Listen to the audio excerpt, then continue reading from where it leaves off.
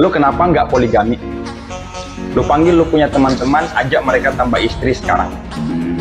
Lu nggak bisa hidup leluasa cuma satu istri, oi. Lu bisa hidup leluasa nanti kalau banyak istri, oi. Sekarang nikah lagi. Banyak janda di Indonesia. Sebelum kamu ditikung. Ya kan? Oi. Assalamualaikum warahmatullahi wabarakatuh. Hasil dari apa hasil dari reformasi 26 tahun yang lalu? Matinya demokrasi. Nepotisme yang pada saat itu adalah awal kejatuhan dari Orde Baru, malah hari ini muncul, dan itu banyak didukung oleh sebagian besar dari rakyat Indonesia. Apa akibat dari nepotisme? Banyak sekali korupsi, dan lihat, rakyat akan semakin susah. Jenjang dari jenjang ekonomi yang ada semakin jauh. Korupsi, koruptor yang ratusan triliun hilang begitu saja. Emak-emak adalah yang paling merasakan akibatnya. Kami Ketua Umum Forum Komunitas Ustadzah Provinsi DKI Jakarta bersama mengharapkan kepada Pak Anies untuk siap menjadi Gubernur DKI, memimpin kembali Jakarta, karena kita melihat karyanya sudah nyata, dinikmati oleh seluruh rakyat Indonesia dari lapisan atas sampai lapisan paling bawah. Bahkan seluruh Indonesia dan mancanegara mengakui keberhasilan Pak Anies sebagai Gubernur Jakarta yang lalu. Ayo, jangan ketinggalan, semua dukung Pak Anies untuk kembali pimpin Jakarta. Ayo Pak, jangan tolak. Bagaimanapun juga, selama ini kita mengenal Pak Prabowo sebagai seorang yang nasionalis dan berasal dari keluarga non-muslim. Sudah pasti Pak Prabowo sesungguhnya adalah tokoh yang pluralis dan toleran. Jadi kita sekarang bisa paham kenapa sekarang Pak Prabowo seperti enggan buat bersama-sama dengan PKS. Mungkin bisa jadi nih, Pak Prabowo trauma harus menari-nari dalam tabuhan genderang PKS yang dulu memaksanya bermesraan dengan kelompok Islam radikal dan konservatif. Dan sekarang ini tanpa harus tampil Islami sama sekali, Pak Prabowo malah bisa memenangkan Pilpres 2024. Pak Prabowo tidak perlu lagi tampil dan mendatangi kelompok-kelompok Islam konservatif yang sebetulnya nggak dia sukai. Ada putusan hakim menyatakan tidak ditemukan nepotisme. Kan ada putusannya. Kalau begitu, ya Dul, dengar ini. Kalau begitu, Gibran bukan anak Jokowi. Gitu dong logika hukumnya. Hakim harus buktikan bahwa Gibran bukan anak Jokowi. Anak dari siapa ini? Jangan main-main bikin putusan kau. Enak aja bikin putusan. Bukan nepotisme. Jadi anak siapa dia? Samsul. Ini si Samsul anak siapa ini? Samsul Fat. Tidak menghina, tidak kebencian, tapi ini fakta hukum. Oleh karena itulah ini disebut dagelan persidangan itu. Saya terus terang saja mengatakan, ya, saya sudah berkatakan, kalaupun misalnya pemerintahan sekarang mengajak saya masuk dalam pemerintahan, saya sudah tolak hari ini. Untuk yang otonom, saya akan mengatakan tidak, oke? Tetapi saya akan bilang juga sama Anies dan Muhaimin, Anda itu sudah dibantu, sudah ditolong, sudah disupport oleh banyak orang yang berharap Indonesia akan lebih baik dengan Anda. Kalau Anda gabung dengan pemerintahan, Anda menjadi pengkhianat. Kan begitu. Ini dengar ya, Anies dan Muhaimin, kalau Anda gabung dengan pemerintahan dan tidak mau menjadi oposisi, Anda pengkhianat. Kata Kapolri Pak Listio Sigit, ikan busuk dimulai dari kepalanya. Pimpinan tertinggi Polri siapa? Jokowi. Karena Polri langsung dibawa Jokowi. Berarti yang busuk itu Jokowi. Ingat, saudara-saudaraku, kita tidak pernah bermusuhan dengan polisi. Kita tidak bermusuhan dengan TNI. Karena mereka anak kandung rakyat. Yang kita musuhi adalah kebrutalannya. Dan yang paling kita musuhi adalah Jokowi sebagai sumber segala bencana di negeri ini. Jika hakim berlaku jujur, berlaku adil, maka tempatnya adalah di surga. Tapi ketika hakim berlaku tidak adil, tidak jujur, tempatnya ada di neraka. Sebelum neraka di akhirat, masuk dulu neraka di dunia, yaitu di penjara Cipinang. Allahu Akbar. Oleh karena itu, maka saya berharap kepada Bapak Ibu sekalian, sampai tanggal 22 hari terakhir MK harus memutuskan siapa yang bersalah, siapa yang benar. Bapak Ibu senantiasa harus ikut serta bersama-sama dengan Presidium untuk selalu meramaikan sampai 1 juta, 2 juta. Insya Allah MK akan mengubah pendiriannya kembali kepada hati nuraninya. Bersedia Bapak Ibu untuk datang berjuta sampai 1 juta, sampai 2 juta. Bawa keluarga, bawa anak istri, bawa tetangga. Mari kita bersama-sama untuk mempenjarakan Jokowi. Penjarakan Jokowi. Penjarakan Jokowi. Penjarakan Jokowi. Allahu Akbar. Allahu Akbar. Allahu Akbar. Allahu Akbar. Allahu Akbar. Allahu Akbar. Merdeka. Merdeka. Merdeka. Merdeka. Merdeka. Merdeka. Usia saya sudah 74 tahun lebih 2 bulan. Saya khawatir anak cucu saya tidak punya negeri nantinya, karena negeri ini akan dikuasai oleh Cina dengan tentara-tentaranya sudah banyak. Di Morowali bertengkar tentara Indonesia, tenaga kerja Indonesia dengan tenaga kerja Cina, yang mati anak Indonesia 100 orang, Cina cuma 1 yang ditangkap dan dipenjara anak-anak kita tenaga kerja Indonesia. Saya menangis. Ini negeri siapa? Anakku, saudaraku, tentara, polisi, bangkitlah, sadarlah, minta pada Allah, datangkan kesadaran pada para ABRI. Kalian jangan membela yang salah. Kita pemilik negeri ini, bukan Jokowi dan keluarganya. Jokowi adalah antek-antek komunis. Antek-antek komunis. Betul atau tidak? Ayahnya adalah ajudan Aidit, dan ternyata sidang demi sidang mengadili tentang ijazahnya, dia tidak pernah kirimkan ijazah aslinya. Tandanya apa itu? Jadi saatnya dia harus turun, masukkan penjara, dia harus mendapatkan hukuman yang sebesar-besarnya. Kita semua harus bangga jadi orang Indonesia. Ya, kita kritik bangsa kita, tapi kritik yang membangun, jangan kritik merasa semua jelek, semua jelek. Kalau jelek pindah aja ke Indonesia. Ya saya suka kesel juga kadang-kadang, bilang ini kurang Allah. Aku tanya juga, saya lihat sekarang, dulu waktu dia jadi pejabat apa kerjanya? Tak jelas juga. Sekarang jejak digital kamu kan kelihatan. Jangan sombong lah kau, bicara kritik-kritik kau, you have done nothing. Atau mungkin gak ada renown, kau juga mencuri waktu kau menjabat. Masih terus kita perbaiki di sana sini. Kalau sempurna ya pasti belum. Kalau sempurna kau di surga aja nanti. Siapa yang mau ke surga juga silakan. Dari sekian banyak penyampaian aspirasi, dari berjilid-jilid diskusi, belum ada solusi untuk negeri ini. Maka kami emak-emak atas nama aliansi masyarakat yang peduli dengan negeri ini, tidak ada jalan lain bahwa pemimpin yang rusak, pemimpin yang tidak tahu malu, hanya satu jalannya, yaitu semuanya duduk di kantor DPR itu, duduk di sana, kuasai data dan minta kepada Puan Maharani untuk bukan memakzulkan Jokowi, tetapi lengserkan Jokowi, mundur Jokowi dari sebagai pemimpin. Apa gereja?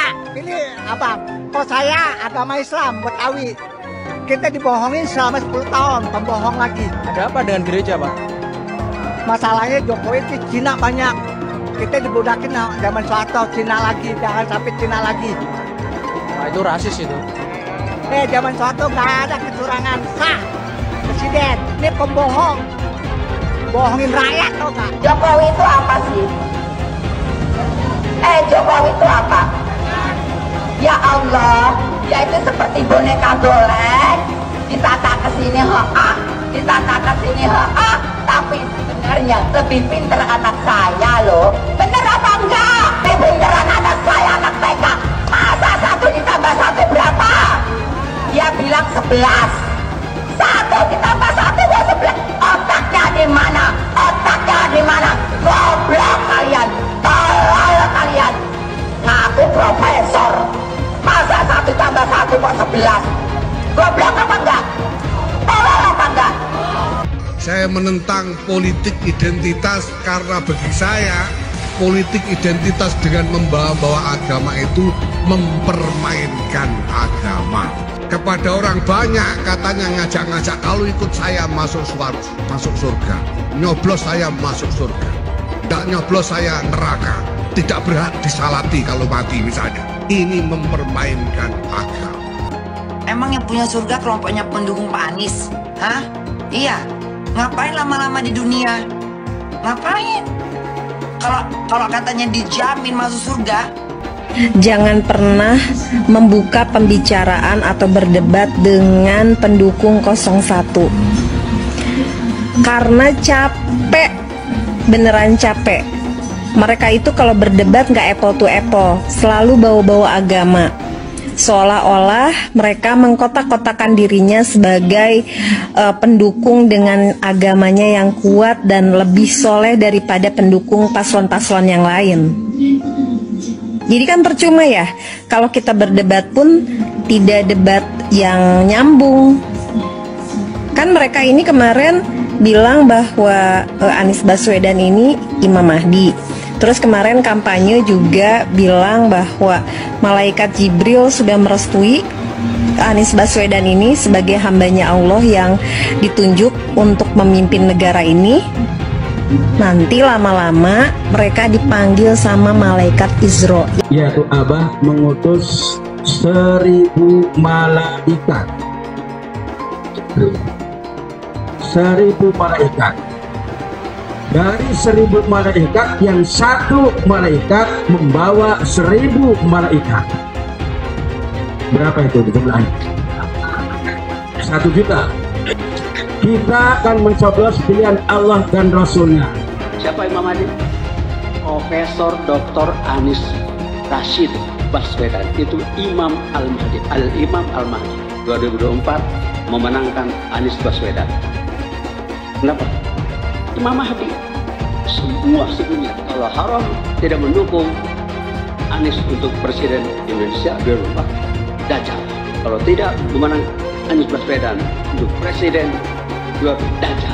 Catat itu, amin menang wajib, amin kalah dosa. Secara eksplisit ditulis dalam Al-Quran. Quran surah Al-Qasas ayat 26, Quran surah Asy-Syu'ara ayat 107, 125, 143, 162, 178, 193. Quran surah Ad-Dukhan ayat 18, ayat 51, Quran surah At-Takwir ayat 21, dan Quran surah At-Tin ayat 3. Tepuk tangan untuk kemenangan, amin. Amin menang, amin kalah. Catat itu, amin menang wajib, amin kalah dosa. Kata amin disebut 14 kali di dalam Al-Quran, terdapat di dalam 8 surah. Insya Allah ini menjadi isyarat bahwa pada tanggal 14 Februari 2024 Bapak Anies akan menjadi presiden yang ke-8 dan Pak Muhaimin akan menjadi wakil presiden yang ke-14. Tepuk tangan. Amin menang, amin kalah dosa. Hidup amin, hidup amin, caplos amin, menangkan amin, amin menang 1 putaran, amin, amin, amin menang wajib, amin kalah dosa, amin menang, amin kalah dosa. Hamba itu namanya Anies Baswedan. Dia akan panggil malaikat Jibril. Wahai Jibril, aku mencintai hambaku yang insya Allah namanya Anies Baswedan. Kabarkan kepada seluruh umatku seluruh makhlukku bahwa aku mencintai Anies Baswedan. Maka Jibril akan mengatakan kepada seluruh makhluk di langit, seluruh makhluk di bumi, cintailah Anies Baswedan. Maka insya Allah makhluk di langit dan makhluk di bumi semuanya akan mencintai Anies Baswedan dan mendoakan pada 14 Februari insya Allah Anies Baswedan Presiden Republik Indonesia. Siap Bekasi memenangkan Anies Baswedan 80%? Siap menang satu putaran? Saya tidak mau pemimpin masa depan menyalahkan angin di kemudian hari. Anda kalau nyindir lain kali jangan pakai angin, Mas. Mau bilang lagi, jangan salahkan angin. Saya kan sampaikan soal angin ya kemarin. Angin tak ada KTP-nya. Angin itu bergerak dari sana sini. Ketika polutan yang muncul dari pembangkit listrik tenaga uap mengalir ke Jakarta, maka Jakarta punya indikator, karena itu Jakarta mengatakan ada polusi udara. Ketika anginnya bergerak ke arah Lampung, ke arah Sumatera, ke arah Laut Jawa, di sana tidak ada alat monitor. Ada orang yang bilang jangan cerita soal angin, maka dia tidak menghormati ilmu pengetahuan. Anies pintar asumsi bukan pintar bicara, tidak pintar kerja. DKI Jakarta sudah menjadi parameter Anies tidak pantas jadi presiden. Anies bilang dia akan membuka lapangan kerja. Yang dulu janjinya 200.000 lapangan kerja, ternyata cuma omong kosong alias cuma janji palsu. Soal pembangunan yang berkelanjutan, dia bilang di Jakarta dia udah meneruskan yang udah baik. Lu jangan percaya ya, itu ngibul. Faktanya nggak seperti itu loh. Belum lagi nih, program penanggulangan banjir. Jadi di daerah Jakarta itu ada daerah yang sebelumnya udah bebas banjir. Pas Anies mimpin, kok bisa-bisanya daerah itu banjir lagi? Gimana nggak banjir kalau kalinya udah nggak pernah dikeruk sama dibersihin, Pak? Kalau soal Jakarta, gue bisa bicara banyak deh. Jadi gue saksi bobroknya kepemimpinan Anies di Jakarta. Dan gue bisa pastiin, omongan manisnya Anies soal apa yang dia lakukan waktu mimpin Jakarta itu banyak ngibulnya. Saya mensyukuri kenapa kalah, kenapa ditahan. Saya bersyukur atas itu semua. Saya coba bayangkan ya, kalau seandainya waktu itu kita menang gitu ya, hari ini belum tentu kita bisa nikmati seperti ini. Kita bersyukur 5 tahun Tuhan izinkan kasih ke orang yang pintar ngomong untuk kerja. Coba kalau kita bayangkan gitu ya, kalau kemarin saya masih jadi gubernur, ini saya udah turun ini. Tapi yang pintar ngomong itu dikira orang hebat kan? Ini lebih berbahaya tahun 2024, langsung ketahuan karakternya. Langsung ketahuan itu. Di saya juga ada kutipan Pak di kamar saya Pak. Tulisannya, Jakarta telah mengambil keputusan yang fatal. DKI yang kita harapkan, Anies Baswedan yang begitu jelas Islamnya. 4 tahun 8 bulan jadi gubernur. Mana peraturan pergub saja yang melarang migrasi? Mana perda Islam apalagi? Yang akhirnya tidak berani juga menegakkan hukum Islam. Banjir tetap banjir, macet tetap macet, kriminalitas Jakarta. Anda tahu, 2 menit sekali terjadi pencurian. Sekarang orang sedang euforia, dia mau dicapreskan. Bagaimana umat terjebak lagi, bodoh lagi, masuk lagi. Kalau misalnya memang Anies itu mau maju dan dia tekad mau menegakkan hukum Islam dan menyatakan perlawanan, saya peduli. Tapi dia tidak lakukan itu. Bapak politik identitas Indonesia Anies Baswedan, Bapak intoleransi Indonesia Anies Baswedan. Jangan lupakan, jangan terlena, jangan sampai dia pecahkan kita dengan dagangan ayat dan mayatnya. Air itu turun dari langit, turunnya ke atap rumah langsung sumur bor, bukan ke sungai dan ke laut. Jangan hanya konsentrasi pada pembangunan benda-benda mati yang indah difoto dan bisa ditunjukkan dalam 5 tahun hasilnya. Kalau kita mau menilai sebuah janji, maka lihat janjinya atau lihat kenyataannya. Dulu janjinya apa ya? Dan ini aneh, betul-betul aneh. Ini bukan kampanye, tapi saya sampaikan sini. Di satu sisi menyiapkan jalur-jalur air untuk dikirim ke laut, di sisi lain di lautnya dipasang dengan pulau reklamasi. Tinggal tunggu waktu jadi rob, air balik. Dan ini melawan sunatullah. Kenapa? Air itu turun dari langit ke bumi, bukan ke laut. Harusnya dimasukkan ke dalam bumi, maksudnya tanah. Di seluruh dunia air jatuh itu dimasukkan ke tanah,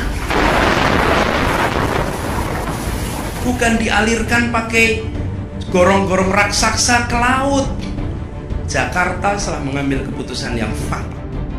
Bukan banjir, itu memang parkir air. Bukan banjir, itu memang parkir air. Masyarakat berkeliling dengan membawa toa untuk memberitahu semuanya, termasuk sirine. Ibon 82 miliar. Apa alat transportasi yang dimiliki oleh hampir setiap orang? Alat transportasi yang dimiliki semua orang adalah kaki. Kalau seandainya orang Jakarta percaya Pak Anies jadi gubernur pun, saya berani jamin kok dia akan lakukan normalisasi yang sama seperti saya lakukan kok. Gak usah bohong lah. Ketika air sampai di muara, maka siap untuk dipompa ke laut. Pancasila Soekarno, ketuhanan ada di pantai. Anak Tuhan dari mana? Kalau Yesus anak Tuhan, bidangnya siapa? Besok di seluruh wilayah Indonesia kami katakan dan Iblis hanya menggoda orang yang beriman. Makanya jarang-jarang orang kafir kerasukan setan. Yang kerasukan setan itu orang baik-baik. Jarang, saya belum pernah nengok Cina kerasukan setan. Pernah tak Ahok itu kerasukan setan? Enggak, setannya juga. Karena sesama setan dilarang saling menggoda. Karena di salib itu ada jin kafir. Haleluya.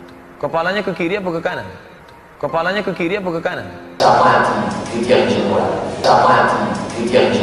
Tetap percaya salib itu lambang mulia, bukan jin. Kok ketawa? Aku nggak nyindir siapa-siapa loh. Saya nggak pernah mundur untuk kebenaran, keadilan, kejujuran, dan peri kemanusiaan. Gue nggak pernah mundur. Dan gue nggak pernah takut juga sama lu. Siapapun yang rasis, gue akan hadapin. Karena rasis itu tidak berperi kemanusiaan. Sama saya ditanya dulu kan, kamu nyesel nggak statement kamu di Pulau Seribu sehingga masih masuk penjara? Tidak pernah nyesel, karena saya mengatakan kebenaran. Hai teman-teman, tahun ini adalah tahun yang bagus untuk trading di market crypto, terutama Bitcoin, ataupun meme coin seperti Dogecoin dan kripto lainnya. Teman-teman bisa gunakan kesempatan ini untuk mencari cuan dengan trading di market crypto. Untuk situs trading, saya rekomendasi untuk menggunakan aplikasi Okta. Karena personally, saya menggunakan aplikasi ini. Alasan lainnya kelihatan di sini, untuk aplikasi Okta sudah dapat penghargaan sebanyak ini sebagai aplikasi trading dan investasi terbaik di Asia sejak beroperasi di tahun 2011. Untuk aplikasi Okta merupakan tempat yang lengkap buat teman-teman untuk trading kripto, forex, saham global, dan lainnya. Untuk trading, teman-teman cukup registrasi dengan menggunakan link di kolom deskripsi, lalu deposit, tentukan apa yang ingin kalian tradingkan, lalu tekan tombol buy. Sesimpel itu. Untuk minimal deposit, cuma Rp400.000 saja, jadi cocok banget untuk pemula. Investasi di aplikasi Okta, kita tidak dikenakan fee sama sekali. Saat ini lagi ada promo spesial. Welcome bonus buat kamu yang register dan deposit. Teman-teman akan dapatkan 100% dari jumlah deposit pertama. Contohnya teman-teman deposit 1 juta, maka akan menjadi 2 juta. Karena welcome bonus 100% dari jumlah depositnya. Jika ada pertanyaan, teman-teman bisa hubungi WhatsApp di kolom deskripsi. Saya juga mau mengajak teman-teman untuk bergabung di komunitas trading yang ada di kolom deskripsi. Di sana saya akan memberikan sinyal trading yang bisa teman-teman ikuti. Seperti biasa, kalau kamu suka dengan video ini, jangan lupa komen, klik like, dan subscribe. Kemarin saya membahas tentang persekusi ibadah agama di Gresik. Ceritanya ada sekelompok orang yang beragama Kristen, karena ini menjelang memperingati kenaikan Yesus Kristus. Mereka melakukan doa bersama di satu rumah di perumahan Cermai Indah di Gresik. Ini dipersekusi oleh seorang perempuan yang luar biasa ganas dan mengatakan tidak boleh nyanyi-nyanyi, katanya begitu. Bagi saya, mengganggu ibadah orang lain itu penistaan agama. Itu jelas-jelas gitu. Saya orang Muslim, saya membayangkan misalkan kami sedang melakukan pengajian, kemudian dipersekusi, tidak boleh ada pengajian membacakan ayat Al-Quran. Oh, itu penistaan sekali, tidak boleh. Sama dan sebangun dengan apa yang dilakukan oleh perempuan itu yang di Gresik, yang mengatakan ibadah tidak boleh nyanyi-nyanyi. Itu pemikiran somplak. Nah, yang terjadi di Gresik itu ternyata mengenaskan. Pelakunya itu ternyata seorang PNS di SMA Negeri 1 Cermai Gresik. Namanya Yayi Susilowati. Ini aneh bin ajaib nih. Seorang yang bekerja di institusi pendidikan menunjukkan perilaku yang sangat buruk dalam menjalankan toleransi beragama. Dan yang membuat saya protes keras, ternyata kejadian ini berulang lagi seperti dulu-dulu lagi. Persekusi ibadah agama hanya diselesaikan melalui perdamaian di atas materai 10.000. Ada yang mengatakan, oh berbeda karena di Tangerang Selatan persekusinya membawa senjata tajam. Oke, itu satu hal. Tapi dampaknya menurut saya sama. Apa yang dilakukan oleh Yayi Susilowati dengan berteriak-teriak dengan keluarganya itu menurut saya juga kekerasan verbal yang luar biasa. Harusnya yang dilakukan adalah seperti di Tangerang Selatan. Orang yang melakukan penistaan agama harus dipidanakan karena melanggar konstitusi. Adanya KUHP, adanya undang-undang apa, peraturan apa, itu tidak boleh mengalahkan konstitusi kita. Itu sudah hal yang harus kita laksanakan. Yang menimbulkan trauma bagi umat beragama lain. Dan yang paling parah menurut saya adalah dampaknya adalah itu memperburuk citra negara kita, yang negara yang katanya penuh dengan toleransi. Masalah caranya menyanyi atau bagi yang Islam mengaji dengan pakai toa keras, mungkin Hindu berbeda lagi, Buddha berbeda, Konghucu berbeda. Itu adalah hak dan cara yang prerogatif yang melekat pada ritual agama masing-masing. Jangan diganggu. Harusnya itu disyukuri. Tapi bagi orang seperti Yayi Susilowati, ini otaknya sudah somplak. Padahal yang dinyanyikan oleh teman-teman yang Kristen itu adalah nyanyian pujian kepada Tuhan. Tuhannya teman-teman Kristen sama orang Islam sama, Tuhan yang Maha Kuasa. Jangan hanya kemudian diselesaikan dengan sekedar materai 10.000. Itu sama sekali tidak ada deterrent effect atau efek jera apapun. Saya lihat sampai sekarang saya tidak mendengar instansi yang bersangkutan, yaitu Dinas Pendidikan setempat, memberikan sanksi kepada Yayi. Sanksi sifat intoleran bagi saya adalah penting agar tidak terjadi hal yang sama berulang dan berulang lagi. Dulu saya pernah mengkritisi berkali-kali bahwa persekusi agama selesai hanya dengan mediasi, kemudian stempel 10.000. Jadi sekali lagi saya protes keras. Yang pertama dengan penyelesaian hanya sekedar selesai semu, menutupi kotoran dengan karpet dengan stempel materai 10.000. Yang kedua saya protes keras karena di instansi di mana Yayi Susilowati ini bertugas, di SMA-nya maupun dinas pendidikannya, saya belum mendengar memberikan sanksi berat kepada yang bersangkutan. Sanksi itu penting untuk efek jera.